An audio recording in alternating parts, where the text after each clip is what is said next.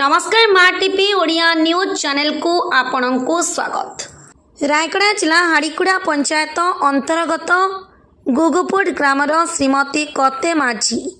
स्वामी स्वर्गत श्याम सुंदर माझी घर कांथ लगाण वर्षा जो भांगी जाइथिबा खबर पाई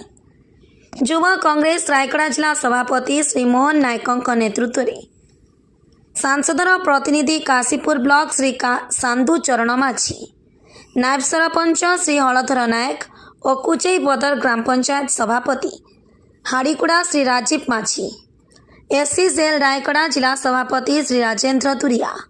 श्री भीमसेन माझी श्री शरद कुमार नायक श्री कोमल लोचन नायक श्री पुलु साहू श्री पुलु माझी श्री रघुनाथ नायक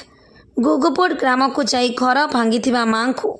राशन सामग्री सहित लुगा पॉलिथिन प्रदान करथिले। घर भांगिबार 2 दिन बीती जाइथिले मध्य शासक दलर कौनसी पद अधिकारी किंबा सरकारी कर्मचारी देखा न मिलवा अति दुख और परितापर विषय अटे।